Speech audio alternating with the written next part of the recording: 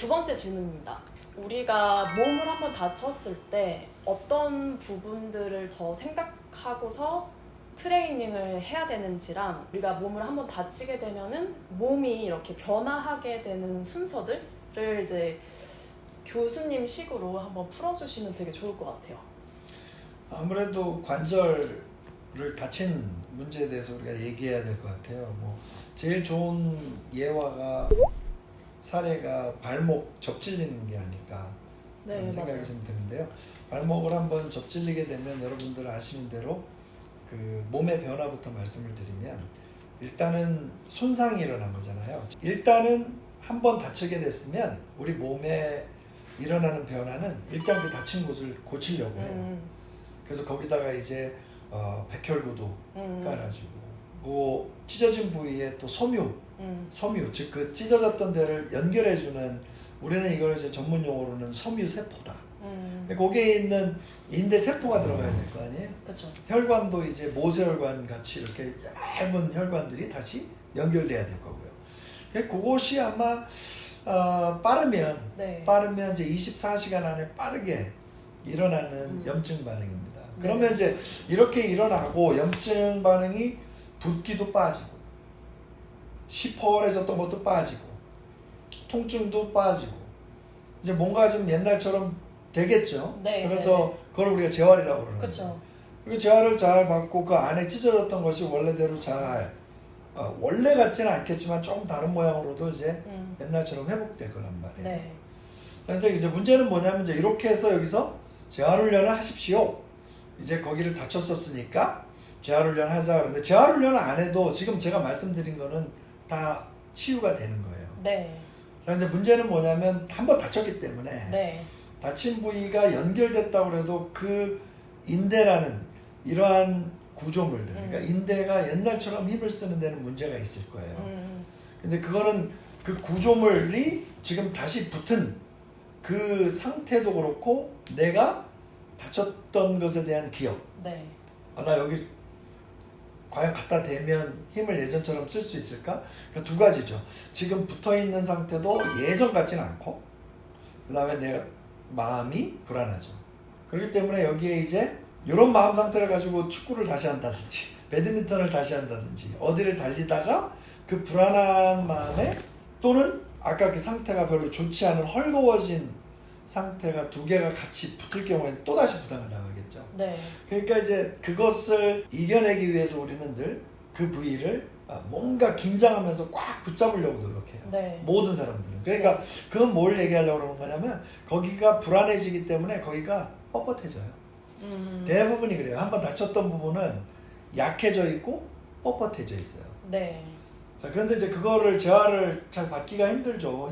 왜냐면 네. 다치는 건 순식간적인데 뭐 이거 4주, 8주 동안 체계적인 운동을 저희 스포츠의학 전문가한테 받아야 되는데 네. 일상적으로는 힘들죠. 거기 그렇죠. 가기도 힘들고 직장 나가야 되는데, 그러면 이제 그게 계속 방치될 거 아니에요.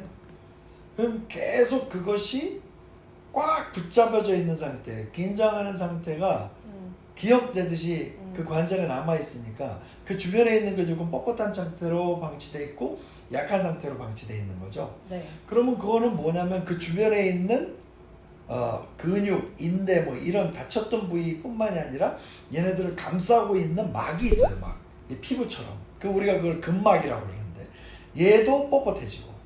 근데 그 안에는, 근막 안에는 여러분들한테 우리 자막으로 나가길 바라지만 신경이 있어요. 나가고 있습니다. 네. 그 안에 신경이 많단 말이에요. 그러면 그 신경이 압박을 받을 거예요. 네. 그러니까 그 불편한 감이 계속 오죠. 네. 그러면서 예전처럼 얘가 빠르게 반응한다든지 기능하는 것이 떨어져 있습니다.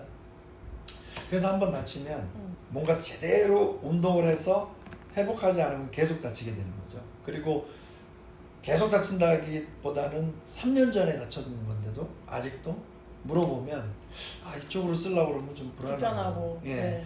그래서 오늘 이 슬기 씨를 팔로잉 하시는 분들에게 말씀을 드리자면 한 번 다쳤던 데에 방치액이 넣게 되면 이게 거의 영구적으로 갈 수 있다. 영구적인 그 불안함이 느껴질 수 있다. 그래서 안타깝지만 좋은 전문가들을 찾아서 이 부분에 대해서 이 불안감과 염려를 극복할 수 있는 전문적인 트레이닝을 받아야 된다. 그 말씀을 좀 드리고 싶습니다. 그래서 되게 퍼스널하게 트레이닝 받는 것도 중요하고. 그렇죠. 네. 저한테는 좋은 쉬운 단어를 쓰라고 하면서 당신은 영어로 아. 퍼스널 하면 개인- 뭔가가 좀 개인 맞지 않는 거예요. 트레이닝. 퍼스널이라는 말은 맞춤형, 개인의 특성을 고려한 자기가 나한테 쉽게 가라고 그러면서 이렇게 하면 안 되는 거죠. 자, 그래서 뭔 얘기하냐면 실수. 하여튼 네. 늘 한 번 다쳤던 부위가 늘 뭐 이런 말 있잖아요. 비가 오면 거기가 더 아픈 것 같고 비랑 얘랑 뭔 상관이야.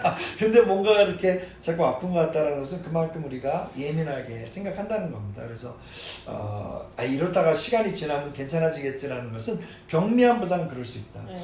그러나 조금 심각하게 또는 조금 심각한 정도는 아니어도 한 중간급으로 받았던 부상도 참 신기한 게 이상하게 잔여 효과가 있다.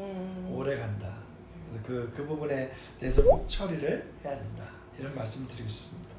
그래서 한 가지 더 추가적으로 이제 궁금한 게 이제 트레이너들한테 그러면 좀 이런 식으로 하면 더 좋을 것 같다. 약간 곧 이렇게 해주시는. 네, 그러니까 이런 분들이 많이 오셨다. 음. 트레이너분이 고쳐주는 분 또는 도와주는 분이 이런 문제 때문에 힘들어했다.